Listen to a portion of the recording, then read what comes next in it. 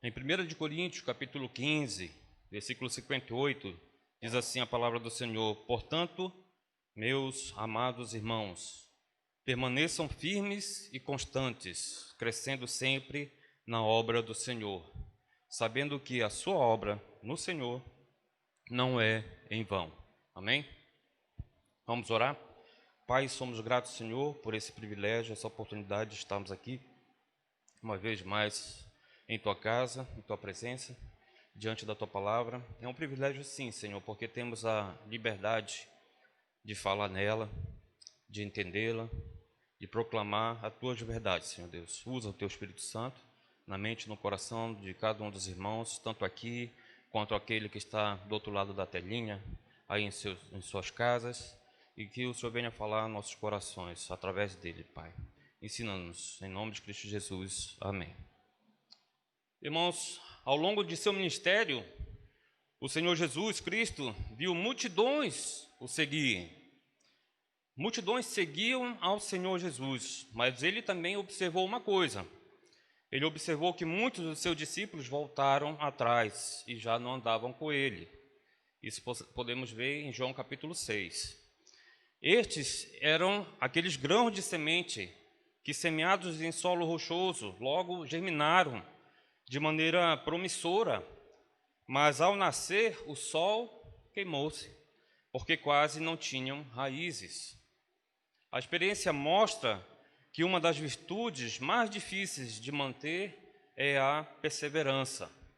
E sabe, até no mundo secular, algumas pessoas dizem assim: é muito fácil abrir um negócio, o difícil é manter, especialmente aqui no Brasil, que a carga tributária é muito alta, é muito grande. E o que dirá na vida espiritual de cada um cristão? Especialmente na vida de um cristão. Muitos crentes são capazes de feitos reais em qualquer momento, mas muitos também não têm energia para perseverar.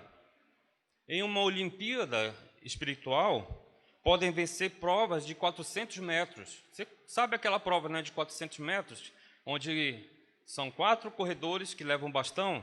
Eles podem até correr, é muito rápida essa corrida, mas não uma maratona. Correr uma maratona é mais difícil. Ou ficarão prostrados no meio do caminho, no meio da corrida, ou desistirão de terminar e fatalmente abandonarão. Mas essa deserção é inadmissível no meio de uma corrida ou no meio de uma carreira cristã.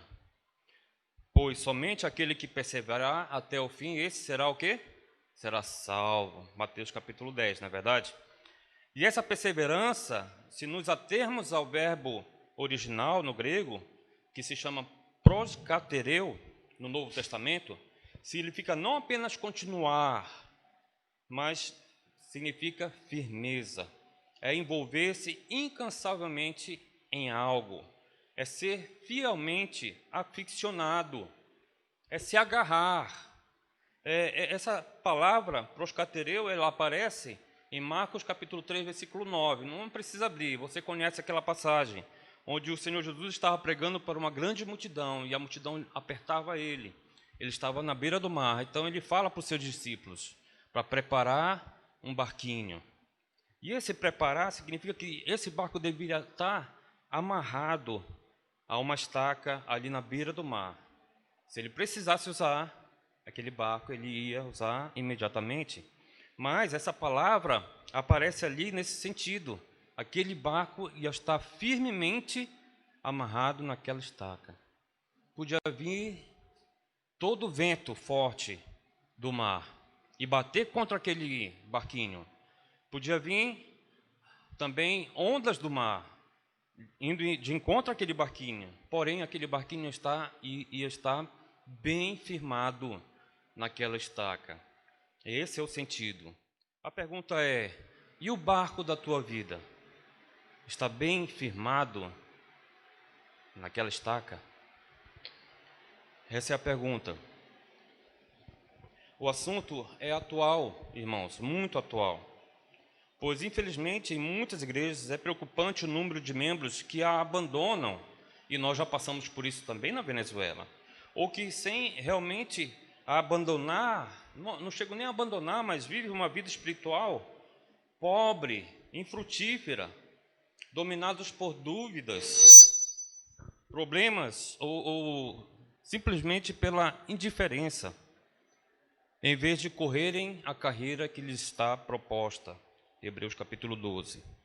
Parecem se arrastar pesadamente nos caminhos do Senhor, e como resultado, seu testemunho tem pouco apelo para os que não são crentes ao seu redor se interessarem efetivamente pelo Evangelho. Então, irmãos, esse tema da perseverança é muito atual. Não podemos perder o foco e não podemos perder a ideia daquilo que nós somos para o Senhor e daquilo que nós podemos fazer para o Senhor. No campo da experiência cristã, destacam-se 4 áreas nas quais se deve exercer a perseverança. Eu vou citar aqui as 4 áreas. Primeiro, a fé. Na fé, devemos perseverar na fé, na oração também, na comunhão e no serviço. Vamos falar primeiramente de perseverar na fé. Os tempos atuais não são muito propícios à fé. O crente tem que enfrentar correntes de pensamentos profundamente antagônicos ao credo cristão. O que temos visto de ideologias nascendo hoje em dia que afrontam o cristianismo. Desde os tempos do Renascimento até hoje, o humanismo e o racionalismo foram ganhando terreno, pouco a pouco, mas foram ganhando terreno, e o homem é a medida de todas as coisas. O homem foi colocado como o centro do universo. Tiraram Deus aí desse centro e colocaram o homem. A ideia que tem crescido com o avanço científico e tecnológico. E é o homem que, guiado por sua razão e pela luz das ciências naturais, deve definir a verdade de todos os seus conceitos, tanto doutrinários quanto éticos. E para os defensores mais radicais dessa filosofia, toda crença religiosa é um obstáculo ao progresso. Desde a existência de Deus até a ressurreição do próprio Senhor Jesus Cristo, tudo é negado ou questionado. Daí a proliferação de ateus, pessoas que não creem em Deus, muitos dos quais ridicularizam as doutrinas essenciais do cristianismo e pressionam a sociedade para impor suas opiniões por todos os meios possíveis. Sabe, foi lançado recentemente, eu não sei qual foi a empresa que lançou esse desenho animado, chamado A Estrela de Belém. O que consiste esse desenho? Vários animaizinhos, dentre eles um burro. Já contando, não queria contar toda a história do desenho, mas o interessante é que todos os animaizinhos, a vida de cada um deles vai convergir num momento muito especial da humanidade, que é o nascimento do rei.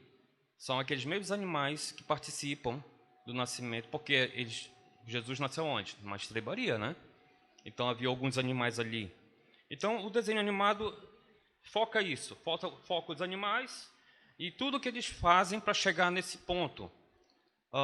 Esse filme foi rodado numa escola na França essa semana.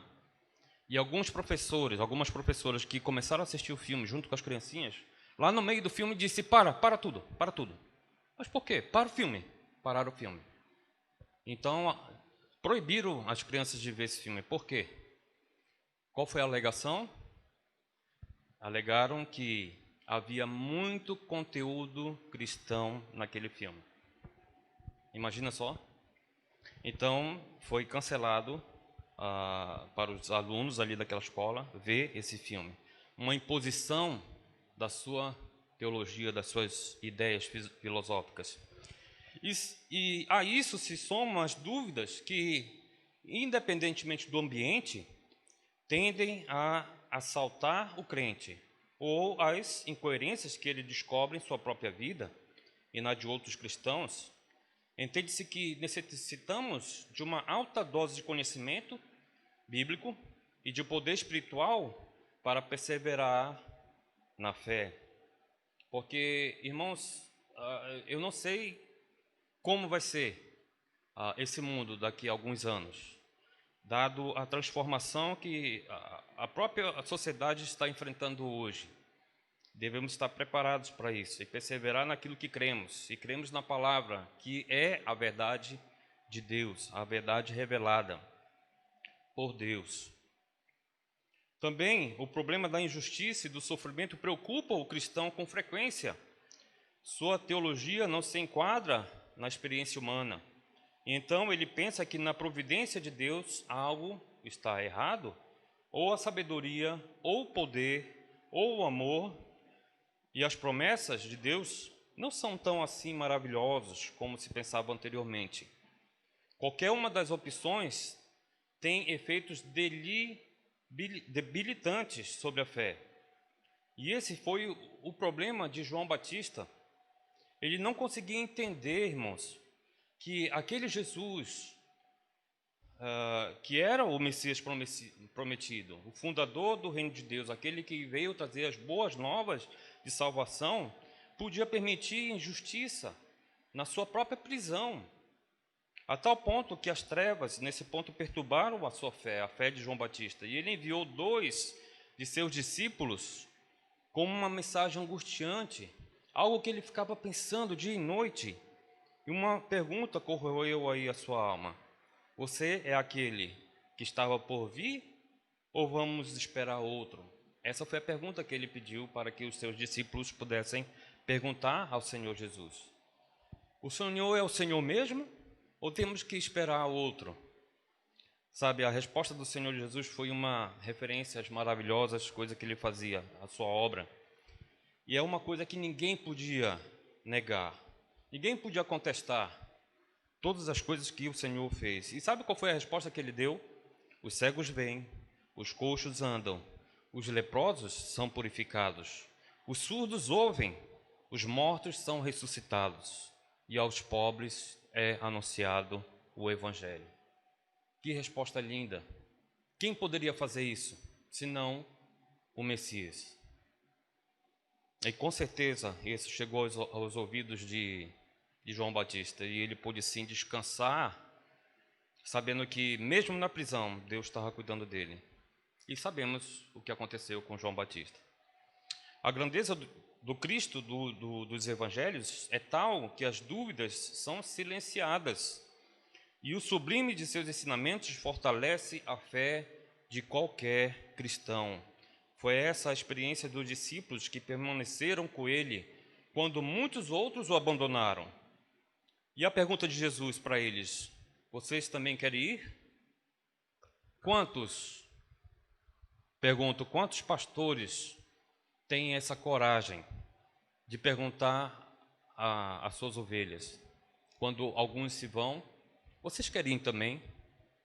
Mas o Senhor Jesus, com muita sabedoria e propriedade, perguntou àqueles discípulos: você também quer ir junto com eles? E os discípulos dão uma resposta comovente: Senhor, para quem iremos? Só o Senhor tem as palavras da vida eterna. João capítulo 6. O que quer que os outros façam, Senhor, nós vamos ficar aqui, nós vamos perseverar. Não vamos parar de seguir o Senhor. Isso é perseverança, e perseverança na fé em Cristo. Perseverança que eu e você devemos ter na nossa fé cristã. Lembra daquela onda? A onda da tribulação, pode vir a onda da pandemia. Não sei qual onda está batendo no barco da sua vida, mas o importante é permanecer firme, fiel ao Senhor. Outra área em que devemos perseverar é perseverar na oração. E quando eu prego isso, eu prego para mim também, irmãos. Eu necessito disso, perseverar na oração. Enquanto o crente permanecer em comunhão com Deus, por meio da escuta da sua palavra e da oração, ele estará em posição de resistir aos ataques do adversário contra a sua fé. Por algo, o Senhor Jesus Cristo sublinhou a necessidade de orar sempre e não desanimar. Lucas capítulo 18. Também nos escritos dos apóstolos, a prática da oração era enfatizada, e Romanos 12:12 está escrito lá: Alegrai-vos na esperança, sede pacientes na tribulação e perseverai na oração. Interessante, né? Porque lemos em Hebreus, logo no início do culto, sobre a esperança. Alegrai-vos na esperança. Nós temos a esperança, irmãos. Quantas pessoas estão aí sem esperança, num leito de morte, e não sabem para onde vai? Conhecemos um pastor de uma outra igreja, que ele passou um problema muito sério.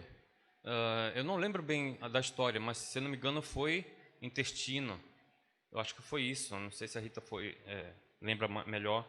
Mas o médico chegou e disse para ele, olha, se você não for operado, você vai morrer. E a chance de você morrer está em 90%, se você for operado. Aí ele disse, o que eu posso fazer? Então, quando ele chegou na sala para ser operado, o médico falou, ele já tinha assinado toda aquela papelada, né? Termo de responsabilidade. O médico perguntou, a primeira coisa que perguntou para ele foi, você sabe o que vai acontecer aqui? Ele disse, eu sei, doutor, eu vou morrer. Aí o médico olhou para ele assim, ficou assustado. E ele disse, mas mesmo que isso aconteça, eu sei para onde eu vou. Eu tenho a esperança. Então ele foi operado e depois ele contando graciosamente para nós, ele abriu o olho, ele viu que ainda estava na sala de cirurgia. Depois da operação ele disse, poxa vida, eu não estou no céu. Ele ficou frustrado, porque ele pensava que ele ia morrer. Sabe, e Deus foi tão gracioso para com a vida daquele pastor que, graças a Deus, está recuperando bem e tocando o seu trabalho naquela igreja. Nós temos a esperança. Sede pacientes na tribulação. Pandemia não é nada para mim. Não tem que ser nada para você também. E fora essa tribulação, existiam outras que podemos passar, mas devemos perseverar e perseverar na oração.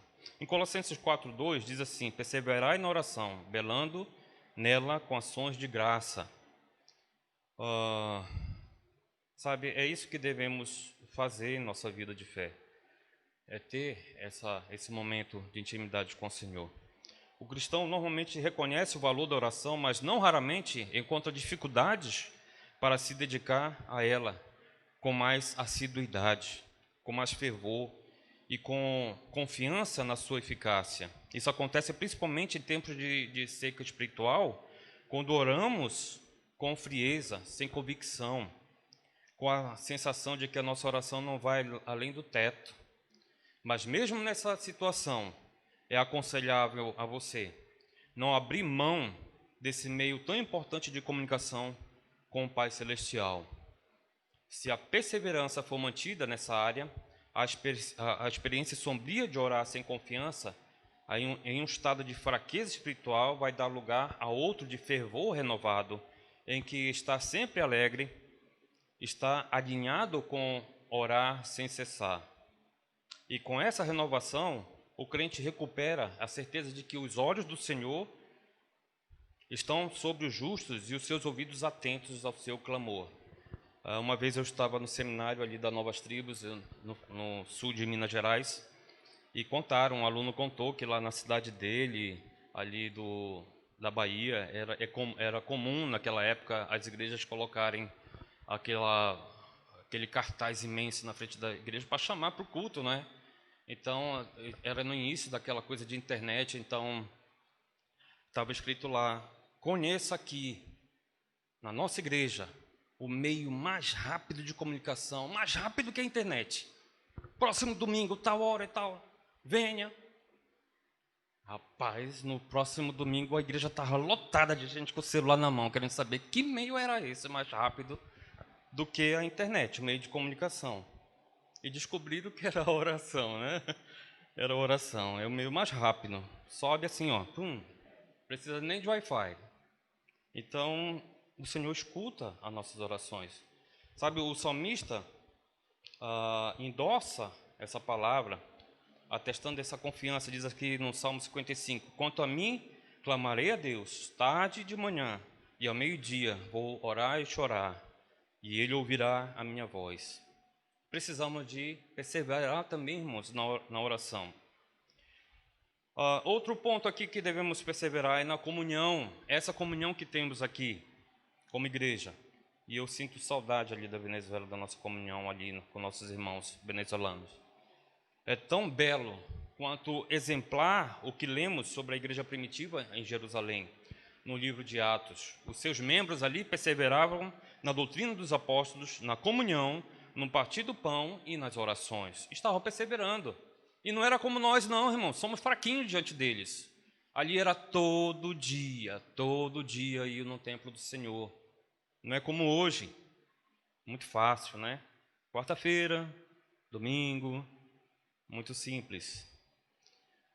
Mas eles continuavam unânimes todos os dias no templo e partindo de pão de casa em casa, comiam juntos com alegria e simplicidade de coração. Naquela igreja, irmãos, os primeiros membros e os convertidos que se ajuntaram a ela no dia de Pentecostes se sentiam fortemente unidos pela mesma fé, uma esperança comum e um amor até então desconhecido para eles. Eles se sentiam como uma grande família e desejavam estar sempre juntos no templo e nas casas. E juntos foram instruídos nos ensinos dos apóstolos, e eles tinham uma comunhão de sentimento, de irmandade. Todos e cada um se interessavam uns pelos outros. E na medida do possível, todas as necessidades, tanto espirituais, emocionais e físicas, da comunidade eram atendidas. Nessa comunhão cristã, a participação na adoração, que era o partir do pão, as orações e muito provavelmente o cântico de salmos e hinos, ocupava um lugar de destaque na vida de cada cristão. Milhões de cristãos hoje podem relatar experiências de bênçãos vividas na comunhão dos fiéis e no culto, todas fontes de alegria. E como os antigos israelitas piedosos, eles se alegravam com aqueles dizeres: iremos para a casa do Senhor, Salmo 122. Porém, lamentavelmente, aquele ardente anelo pelos atos do Senhor muitas vezes se transformou em desinteresse e frieza. E, irmãos, é muito bom isso aqui que está acontecendo, uma transmissão pela internet, né? Você tem aí o Face, o YouTube, os irmãos outros estão lá nas suas casas, é muito bom. Chegou, a mensagem está chegando lá. Mas isso é perigoso também, porque eu vejo que na minha própria igreja, quando eu falo a minha própria, é a minha igreja de Boa Vista, né? Existe uma classe de homens, e a classe tem 15 homens, e faz uns 4 meses atrás, eu acompanhava aqui mesmo, quando cheguei à classe, todo domingo pela manhã. A última que eu fui acompanhar tinham 4 irmãos. Ué, onde é que estão os irmãos? Viu como é que é bom participar pela internet? É bom, mas às vezes as pessoas vão cansando, vão esfriando, já nem participam mais. Mas essa reunião aqui, sabe, aquece nosso coração, não é? É distinto. Então, passar o dia do Senhor na participação do culto torna-se para muitos aí um tédio, de modo que a sua presença entre os irmãos só é vista muito de vez em quando. E sabe que isso dá a impressão de que perderam o primeiro amor. E essa situação é grave. Esse fenômeno pode ser um dos efeitos do secularismo, porque muitos crentes hoje vivem fortemente influenciados pelo estilo de vida daqueles que não são crentes. A vida é muito ocupada e muito estressante. Consequentemente, após uma semana de trabalho, que normalmente hoje é 5 dias, pensa-se no quê? No final de semana? Lazer, desligamento total de qualquer atividade, uma necessidade de primeira ordem para não sucumbir ao tipo de vida que se criou, como se fosse também o de nossos ancestrais passados, porque eles passaram muitos apertos, maiores trabalhos do que nós. E, irmãos, podemos constatar que nas igrejas hoje existem 2 classes de membros, os comprometidos e os visitantes. Muitos parecem pensar que basta ir à igreja uma vez por mês, às vezes uma vez a cada 2 meses, e não, fiz minha parte. Mas às vezes a pessoa só faz isso para que o dirigente da igreja ou o pastor não vá atrás dele para ajustar algumas coisas. Em última análise, eles dizem que não precisa de uma igreja para manter sua fé. E muitas vezes foi visto que o crente que começa se afastando assim da igreja, automaticamente se afasta da sua própria fé. Hoje, como no primeiro século do cristianismo, é urgente atentar para essa demonstração do autor à Carta dos Hebreus, capítulo 10, versículo 25. Se você quiser ler na sua Bíblia, Hebreus capítulo 10, versículo 25, não cessando de reunir, como alguns costumam fazer, mas exortando-nos, a tanto mais como vedes o dia se aproxima. Que dia é esse? O dia da vinda de Cristo. Então, devemos perseverar, irmãos, na comunhão também. E não somente nisso, perseverar no serviço. Diz aqui em 1 de Coríntios, foi o versículo primeiro que nós lemos essa noite: portanto, meus amados irmãos, permaneçam firmes e constantes, crescendo sempre na obra do Senhor, sabendo que a sua obra no Senhor não é vão. Essas palavras do apóstolo Paulo são outro chamado à perseverança, e desta vez se referindo ao serviço cristão, e incluindo aqui missões também. A obra de Cristo no mundo continuou por meio de seus discípulos, amém? Você já teve a oportunidade de agradecer aquele que te evangelizou um dia e você se converteu? Quantos aqui já tiveram esse privilégio? Poucos, na verdade, né? Olha, pelo Face eu encontrei o camarada que me evangelizou.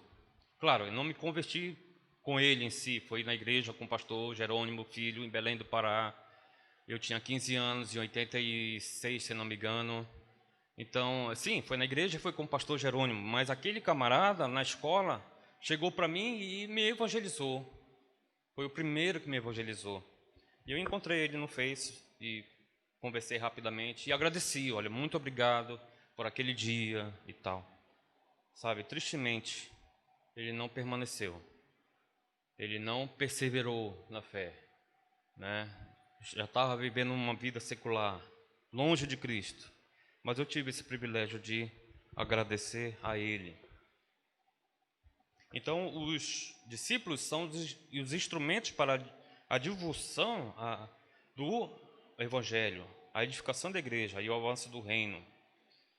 Então, é de suma importância, irmãos, perseverar em missões, porque um dia você foi alcançado por uma pessoa, ele fez sua parte, nós devemos fazer a nossa, porque nem todos seremos pastores, missionários, professores de escola bíblica dominical, mas todos podemos ser cooperadores da obra. Na obra de Deus, o crente encontra uma maravilhosa fonte de satisfação, como atesta o testemunho de muitos. Mas, tristemente, muitos não são cooperadores, são apenas visitantes, aqueles que somente participam. E às vezes é uma vergonha ver cristãos que negligenciam o seu dever de colaboração. Alguns pensam que trabalhar no canteiro de obras é assunto para terceiros. E eles estão na vinha como espectadores e não colaboradores. Outros entendem que deveriam ser mais ativos, mas certas experiências paralisam a pessoa. Problemas de relacionamento ou com algum irmão ou com algum líder da igreja. Então, às vezes a pessoa fica paralisada, não sabe o que fazer. Necessita de orientação e necessita de cooperação. E qualquer uma desses motivos pode levar o crente a uma retirada da igreja. E ele pode mergulhar numa improdutividade na obra do Senhor. E são inúmeros textos da palavra de Deus que têm o objetivo de impedir que caiamos nesse marasmo espiritual e esse bloqueio na cooperação. Mas todos eles nos levam a pensar na perseverança. Em todos eles nós encontramos, nos dizem a permanecer ativos no serviço do Senhor. Temos aqui a palavra do Senhor Jesus, uma palavra que se encontra em Apocalipse capítulo 2, versículo 10. E essa palavra é para cada um que vai permanecer até o fim. Ser fiel até a morte, e eu te darei a coroa da vida. Irmãos, estamos perseverando nessa obra na Venezuela. O nosso projeto Era para 6 anos estar ali naquele país para fundar uma igreja. Já estamos agora em dezembro completando 8 anos. Estamos perseverando. A situação está muito difícil. Eu não queria falar de todas as mazelas da Venezuela aqui. Eu não quero desanimar os irmãos, mas orem por nós, orem pelo trabalho que estamos efetuando lá. Atualmente, 1 litro de gasolina está sendo vendido a $5. É quase 25, 27 reais 1 litro de gasolina. Não existe gasolina no país. Eu fiquei sabendo hoje pela manhã, que eu li aí uma reportagem, o Irã está enviando uma esquadra, como se diz, daqueles bunkers de navios grandes cheios de gasolina para a Venezuela. Isso para aplacar um pouco a falta da gasolina na Venezuela. Mas geralmente essas gasolinas demoram aí 15, 20 dias e já acaba novamente. Então orem por nós, orem por nosso retorno para nosso trabalho na Venezuela. Queremos retornar assim que a fronteira abra e esperamos entregar no próximo ano esse trabalho nas mãos do pastor Nelson Maramara. E eu peço também as orações por ele, pelo sustento dele, e peço que os irmãos perseverem nessa luta, nesse combate diário de expandir o Evangelho a outros campos. E eu venho a convidar formalmente a igreja a participar não somente desse projeto Venezuela, mas do nosso futuro projeto ao Equador. Então, ore por nós, precisamos de apoio para esses 2 projetos, a saída de e o início de uma nova igreja ali no Equador. Amém, irmãos?